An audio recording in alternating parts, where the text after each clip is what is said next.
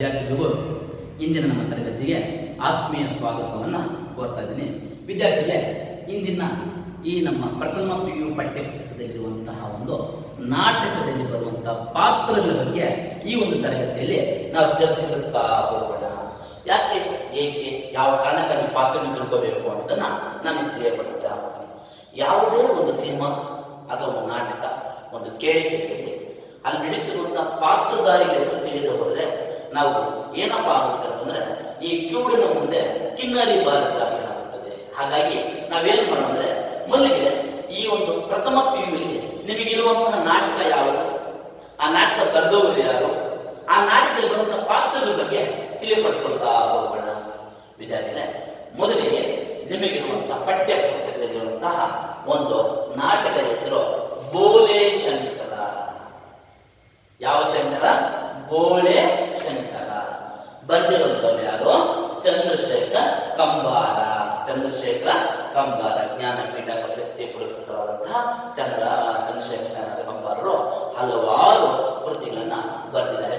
ಯಕ್ಷಗಾನ, ಬಯಲಾಟ, ಸಿರಿಸಂಪಿಗೆ, ಸಂಖ್ಯಾ, ಬಾಳ್ಯ ಹಾಗೂ ಇನ್ನಿತರ ಸುಮಾರು ಕೃತಿಗಳನ್ನು ಬರೆದು ಜ್ಞಾನಪೀಠ ಪ್ರಶಸ್ತಿ ತಂದು ಕನ್ನಡ ಸಾಹಿತ್ಯವನ್ನು ಶ್ರೀಮಂತಗೊಳಿಸಿದ್ದಾರೆ. ಈ ಬೋಳೆ ಶಂಕರ ನಾಟಕ ಸಂಪೂರ್ಣವಾಗಿ ಹಾಸ್ಯಮಯವಾಗಿರುತ್ತದೆ. ಈ ಹಾಸ್ಯಮಯ ಇರುವಂತಹ ನಾಟಕ ಹಾಸ್ಯವನ್ನು ವ್ಯಕ್ತಪಡಿಸ್ತಲೇ ಸಮಾಜಕ್ಕೆ ಒಂದು ಮಾಹಿತಿಯನ್ನು ನೀಡ್ತಾ ಇರುತ್ತೆ, ಸಮಾಜಕ್ಕೆ ಒಂದು ಉತ್ತಮವಾದಂತಹ ಒಂದು ಗುಣಗಳನ್ನ ತಿಳಿಯಪಡಿಸ್ತಾ ಇರುತ್ತೆ. ಅದರಲ್ಲಿ ಮೊದಲಿಗೆ ಬರುವಂತದ್ದು ಯಾವುದಪ್ಪ ಪಾತ್ರ ಏನಪ್ಪ ಅಂದ್ರೆ ಕೋಡಂಗಿ. ವಿದ್ಯಾರ್ಥಿಗಳೇ, ಕೋಡಂಗಿ ಅಂತಂದ್ರೆ ಯಾವ ಪಾತ್ರ? ನಿಮ್ಗೆಲ್ಲರಿಗೂ ಗೊತ್ತಿದೆ, ಹಳ್ಳಿಗಳಲ್ಲಿ ನಾಟಕ ಮಾಡುವಾಗ ಅದರ ನಾಟಕ ಆರಂಭಕ್ಕಿಂತ ಮೊದಲು ಎಲ್ಲ ಜನರನ್ನ ರಂಜಿಸುವಂತಹ ಪಾತ್ರ ಬರುತ್ತೆ, ಬಫೂನ್ ಅಂತ ಕರಿತೀವಿ. ಅಂತಹ ಒಂದು ಆ ಕೋಡಂಗಿ ಎನ್ನುವಂತಹ ಪಾತ್ರ ನಿಮಗೆ ನಾಟಕ ಬರ್ತದೆ. ತದನಂತರ ಭಾಗವತ. ಯಾರು ಭಾಗವತ? ನಾಟಕವನ್ನ ಹೇಳುವವನು, ನಿರೂಪಕ. ಏನ್ ಮಾಡ್ತಾನೆ? ಸಂಪೂರ್ಣ ನಾಟಕದಲ್ಲಿ ಕೋಡಂಗಿ ಹಾಗೂ ಭಾಗವತರ ಪಾತ್ರ ಅತ್ಯಂತ ಯಶಸ್ವಿಯಾಗಿ ಮುನ್ನಡೀತಾ ಹೋಗುವುದನ್ನ ನಾವಿಲ್ಲಿ ತಿಳಿಯಪಡಿಸಿಕೊಳ್ಳಬಹುದು. ತದನಂತರ ಬರುತ್ತದೆ ಬೋಳೆ ಶಂಕರ. ಈ ಬೋಳೆ ಶಂಕರ ಶೀರ್ಷಿಕೆಯೂ ಹೌದು, ಪ್ರಧಾನ ಪಾತ್ರವೂ ಸಹ ಹೌದು.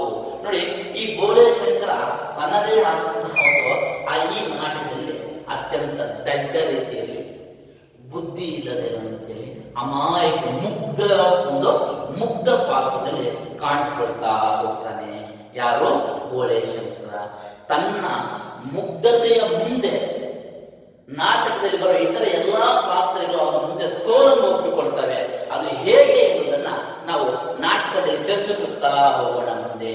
ಇಲ್ಲಿ ಬರುವಂತಹ ಈ ನಾಟಕದ ಕೇಂದ್ರ ಬಿಂದು ಹಾಗೂ ನಾಟಕದ ನಾಯಕವೂ ಹೌದು ಅಂತ ನಾವಿಲ್ಲಿ ಹೇಳ್ತಾ ಹೋಗ್ಬೋದು. ಯಾರು? ಬೋಳೆ ಶಂಕರ. ತದನಂತರ ಸರ್ದಾರ್ ಸೋಮಣ್ಣ. ಬೋಳೆ ಶಂಕರನ ದೊಡ್ಡಣ್ಣ. ಯಾರು? ಸರ್ದಾರ ಸೋಮಣ್ಣ ಬೋಳೆ ಶಂಕರನ ಅಣ್ಣನಾಗಿರ್ತಾನೆ. ಇವರಿಗೆಲ್ಲರೂ ಸಹ ಅತಿ ಆಸೆಯ ಕಾಯಿಲೆ ಇರುತ್ತದೆ. ಹಣ, ಆಸ್ತಿ ಎಲ್ಲವೂ ನನಗೆ ಬೇಕು ಎನ್ನುವಂತಹ ಒಂದು ದುರಾಸೆ ಬೆಳೆದಂತಹ ವ್ಯಕ್ತಿಗಳಾಗಿರ್ತಾರೆ. ನಂತರ ಸರ್ದಾರನ ಹೆಂಡತಿ, ಸರ್ದಾರ್ ಸೋಮಣ್ಣ ಬೋಳೆ ಶಂಕರನ ಅಣ್ಣ. ಸರ್ದಾರನ ಹೆಂಡತಿ ಬೋಳೆ ಶಂಕರನ ಅತ್ತಿಗೆ. ಯಾವ ರೀತಿಯಲ್ಲಿ ಈ ಒಂದು ಬೋಳೆ ಶಂಕರನ ಕೀಳಾಗಿ ಕಾಣ್ತಾರೆ, ಯಾವ ರೀತಿ ಅವರನ್ನ ಒಂದು ಉದಾಸೀನವಾಗಿ ಮಾತಾಡ್ತಾರೆ ಅನ್ನೋದನ್ನ ನಾವು ನಾಟಕದಲ್ಲಿ ಚರ್ಚಿಸಿಕೊಳ್ತಾ ಹೋಗೋಣ. ಸಾಹುಕಾರ ಕಾಮಣ್ಣ. ಯಾರು ಸಾಹುಕಾರ ಕಾಮಣ್ಣ? ಬೋಳೆ ಶಂಕರನ ಎರಡನೇ ಅಣ್ಣನಾಗಿರ್ತಾನೆ ಸಾಹುಕಾರ ಕಾಮಣ್ಣ. ನೋಡಿ, ಸಾಹುಕಾರನ ಹೆಂಡತಿ, ಸಾಹುಕಾರ ಅಣ್ಣನ ಹೆಂಡತಿ ಅಂದ್ರೆ ಇಬ್ಬರು ಅಣ್ಣಂದಿರು, ಇಬ್ಬರು ಅತ್ತಿಗೆಯರು ಇರ್ತಾರೆ. ಯಾರಿಗೆ? ಬೋಳೆ ಶಂಕರನಿಗೆ. ಈ ಬೋಳೆ ಶಂಕರನ ಪಾತ್ರದಲ್ಲಿ ಯಾವ ರೀತಿ ಅವರಿಗೆ ಆಸ್ತಿ ಉಪಯೋಗ ಮಾಡುವಾಗ ಮೋಸ ಮಾಡಿದ್ರು, ತದನಂತರ ಆಸ್ತಿ ತಗೊಂಡೋಗಿ ಎಲ್ಲ ಜೂಜುಗಳಲ್ಲಿ ಮಾಡಬಾರ್ದ ಎಲ್ಲ ಕೆಲಸದಲ್ಲಿ ಭಾಗಿಯಾಗಿ ನಷ್ಟಭರಿತರಾಗಿ ಪುನಃ ಬೋಳೆ ಶಂಕರನ ಹತ್ರ ಬಂದು ತಮ್ಮ ಅಂಗುಲಾಚಿ ಬೇಡ್ಕೊಳ್ಳೋದನ್ನ ನಾವು ತಿಳ್ಕೊಳ್ಳಿಸ್ತಾ ಹೋಗ್ತೀನಿ. ನಾಟಕ ಮಾಡುವ ಸಂದರ್ಭದಲ್ಲಿ ಯಾವ್ಯಾವ ಪಾತ್ರ ಏನೇನು ಮಾಡ್ತಾ ಇರುತ್ತೆ. ಪಿಚಾಚಿಗಳು. ಇಲ್ಲಿ ಪಿಚಾಚಿಗಳಿಂದ 3 ಬರ್ತವೆ. ಪಿಚಾಚಿ 1, ಪಿಚಾಚಿ 2, ಪಿಚಾಚಿ 3. ಅಂದ್ರೆ ಪಿಚಾಚಿಗಳ ದೆವ್ವನ? ಹೌದು. ನಾಟಕದಲ್ಲಿ ಬರುವಂತ ಪೇಪರ್ ದೆವ್ವ. ದೆವ್ವ ಇದೆಯೋ ಇಲ್ಲೋ ನನಗೆ ಗೊತ್ತಿಲ್ಲ. ನಾಟಕದಲ್ಲಿ ಬರುವಂತಹ ಪಾತ್ರಗಳ ಹೆಸರು ಪಿಚಾಚಿಗಳು. ಈ ಪಿಚಾಚಿಗಳು 3 ಪಿಚಾಚಿಗಳು ಈ 3 ಜನ ಅಣ್ಣತಮ್ಮಂದಿರ ನಡುವೆ, ಬೋಳೆಶಂಕರ, ಸರ್ದಾರ್ ಸೋಮಣ್ಣ, ಸೌಕಾರ್ ಕಾಮಣ್ಣ, ಈ 3 ಅಣ್ಣತಮ್ಮಂದಿರ ನಡುವೆ ವಿರಸ ಹುಟ್ಟಿಸಿ ಒಬ್ಬರೊಬ್ರು ಕಚ್ಚಾಡ್ಕೊಂಡು ಸತ್ತು ನರಕಕ್ಕೆ ಹೋಗಲು ಅವನ ಕರ್ಕೊಂಡು ಹೋಗೋ ಭೂಲೋಕಕ್ಕೆ ಬಂದಿದ್ದಾರೆ ಪಿಚಾಚಿಗಳು. ಯಾರೋ ಪ್ರಶ್ನೆ ಮಾಡಬಾರ್ದು, ಸರ್ ನಿಜವಾದ ದೆವ್ವ ಇದೆಯಾ, ಪಿಚಾಚಿಗಿದೆಯಾ ಅಂತ. ನನಗೂ ಗೊತ್ತಿಲ್ಲ, ನಾನು ನೋಡಿಲ್ಲ. ನಂತರದ ಪಾತ್ರ ರಾಜ. ಆ ರಾಜ್ಯದಲ್ಲಿರುವಂತಹ ಒಬ್ಬ ರಾಜನ ಬರ್ತಾನೆ. ಆ ರಾಜನಿಗೆ ಒಬ್ಬ ಮಂತ್ರಿ ಬರ್ತಾರೆ. ಇವರಿಬ್ಬರೂ ಸಹ ಬೋಳೆಶಂಕರ ಹತ್ರ ಒಂದು 2 ಅಧ್ಯಾಯಗಳಷ್ಟು ದೀರ್ಘ ಚರ್ಚೆಯಲ್ಲಿ ಭಾಗವಹಿಸ್ತಾರೆ. ಯಾರ್ಯಾರು? ರಾಜ ಮತ್ತು ಮಂತ್ರಿ ಯಾರ ಜೊತೆ ಒಂದು ಚರ್ಚೆ ಮಾಡ್ತಾರೆ? ಬೋಳೆಶಂಕರ ಜೊತೆಲಿ ಚರ್ಚೆ ಮಾಡ್ತಾ ಹೋಗ್ತಾರೆ. ರಾಜಕುಮಾರಿ ಇಲ್ಲಿ ಬರ್ತಾರೆ. ಯಾರು? ರಾಜಕುಮಾರಿ. ನಾನು ನಾಟಕ ಪ್ರಾರಂಭ ಮೊದಲೇ ಹೇಳಿದೆ, ಬೋಳೆಶಂಕರನ ಪಾತ್ರ ಒಂದು ದಡ್ಡನ ಪಾತ್ರ, ಮುಗ್ಧ ಪಾತ್ರ, ಅಮಾಯಕತ್ವ ಇರ್ತದೆ. ಅಂತಹ ಸಮಾಜದ ಅಣ್ಣಂದಿರಿಂದ ತಿರಸ್ಕಾರಕ್ಕೆ, ಅಣ್ಣ ಹಾಗೂ ಅತ್ತಿಗೆಯರಿಂದ ಒಂದು ತಿರಸ್ಕಾರಕ್ಕೆ ಒಳಗಾದಂತಹ ಬೋಳೆಶಂಕರ ಆ ರಾಜ್ಯದ ರಾಜನ ಮಗಳಾದಂತಹ ರಾಜಕುಮಾರಿ ವಿವಾಹವಾಗಿ ಇಡೀ ಆ ರಾಜ್ಯಕ್ಕೆ ರಾಜನಾಗಿ ಹಣವಿಲ್ಲದೆ, ಸೈನಿಕರಿಲ್ಲದೆ ರಾಜ್ಯವನ್ನು ಕಟ್ಟಿ ರಾಜ್ಯ ಆಳ್ವಿಕೆ ಮಾಡ್ತೀನಿ ಅನ್ನುವಂಥ ದೃಢ ನಿರ್ಧಾರವನ್ನ ರಾಜ ಹಾಗೂ ರಾಜಕುಮಾರಿ ತಗೊಂಡರೆ ಅದು ಹೇಗೆ ವಿವಾಹವಾಯಿತು, ಯಾವ ಕಾರಣಕ್ಕಾಗಿ ಆಯಿತು ಅನ್ನೋದನ್ನ ನಾವು ನಾಟಕದಲ್ಲಿ ಚರ್ಚೆ ಮಾಡ್ತಾ ಹೋಗೋಣ ಮುಂದಿನ ತರಗತಿಯಲ್ಲಿ. ಅದಾದ ನಂತರ ಹುಡುಗಿಯರು, ಈಗ ರಾಜಕುಮಾರಿ ಅಂದರೆ ರಾಜಕುಮಾರಿಯ ಸಖಿಯರಿರ್ತಾರೆ, ಅಂತಃಪುರದಲ್ಲಿ ಗೆಳತಿಯರಿರ್ತಾರೆ. ಆ ಗೆಳತಿಯರೇ ರಾಜಕುಮಾರಿಯ ಗೆಳತಿಯರೇ ಇಲ್ಲೇ ಹುಡುಗಿಯರಾಗಿರ್ತಾರೆ. ಜೊತೆಗೆ ರಾಜ ಅಂದಮೇಲೆ ಆ ರಾಜ್ಯವನ್ನು ಸೈನಿಕರಿರಲೇಬೇಕು. ಸೈನಿಕರು ಸಹ ಇಲ್ಲಿ 2 ರೀತಿಯ ಸೈನಿಕರು ಬರ್ತಾರೆ.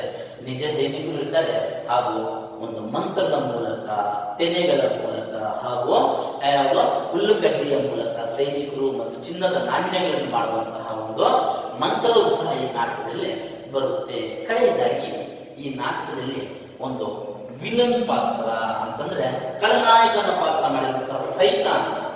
ಈ 3 ಪಿಚಾಚಿಗಳನ್ನು ಭೂಲೋಕಕ್ಕೆ ಕಳಿಸಿದ ಸೈತಾನನೇ ಭೂಲೋಕಕ್ಕೆ ಬಂದು ಯಾವ ರೀತಿಯಲ್ಲಿ ಅಣ್ತಮ್ಮಂದಿರ ನಡುವೆ ಜಗಳವಿಟ್ಟು ವಿಫಲವಾಗಿ ಕಡೆಗೆ ತಾನೇ ಬೋಳೆಶಂಕರನ ಹತ್ರ ಸೋಲನ್ನು ಒಪ್ಪಿಕೊಂಡಿರುವಂತಹ ಚಿತ್ರಣವನ್ನ ನಾವು ಈ ನಾಟಕದಲ್ಲಿ ಕಾಣ್ತಾ ಹೋಗಬಹುದು. ಸೇವಕರು ಅಂದ್ರೆ ಕೆಲಸಗಾರರು, ಇಲ್ಲಿ ಅರಮನೆಯಲ್ಲಿರುವಂತಹ ಸೇವಕರು.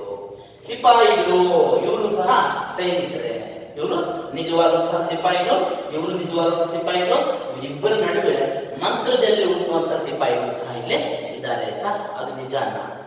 ಸರ್ ಮಂತ್ರ ಆಧಾರಿತ ಸೈನಿಕರು ಆಗ್ತಾರ? ಇವೆಲ್ಲದಕ್ಕೂ ಉತ್ತರ ನಾವು ಪಠ್ಯ ಪುಸ್ತಕದಲ್ಲಿ ಚರ್ಚೆ ಮಾಡುತ್ತಾ ಹೋಗುವ ಸಂದರ್ಭದಲ್ಲಿ ನಾನು ನಿಮಗೆ ತಿಳಿಯಪಡಿಸ್ತಾ ಹೋಗ್ತೇನೆ. ಕಡೆಗೆ ಜನರಿಲ್ಲಂದ್ರೆ ಏನೂ ಸಾಧ್ಯ ಇಲ್ಲ. ಒಂದು ರಾಜ್ಯ ನಡೀಬೇಕಂದ್ರೆ ಆ ರಾಜ್ಯದಲ್ಲಿ ಜನರಿರಬೇಕಾಗುತ್ತೆ. ಇಂಥ ಸಂದರ್ಭದಲ್ಲಿ ಬೋಳೆಶಂಕರ ಎನ್ನುವಂಥ ನಾಟಕ ಪ್ರಥಮ PU ವಿದ್ಯಾರ್ಥಿಗಳ ತಾವೆಲ್ಲರೂ ಸಹ ಅತ್ಯಂತ ಮನಪೂರ್ವಕವಾಗಿ ರಂಜಿಸುತ್ತೆ, ಸಂತೋಷಪಡಿಸುತ್ತೆ. ಬಹಳ ಸುಲಭ ವಾಕ್ಯಗಳ ಮೂಲಕ ಸಮಾಜಕ್ಕೆ ನಗುತ್ತಲೇ ತನ್ನದೇ ಆದಂತಹ ಕೆಲವು ಕೊಡುಗೆಗಳನ್ನು ಕೊಡುತ್ತೆ ಅನ್ನೋದನ್ನ ನಾನು ಇಲ್ಲಿ ಮುಂದೆ ತಿಳಿಯಪಡಿಸ್ತಾ ಹೋಗ್ತಾ ಇದ್ದೀನಿ.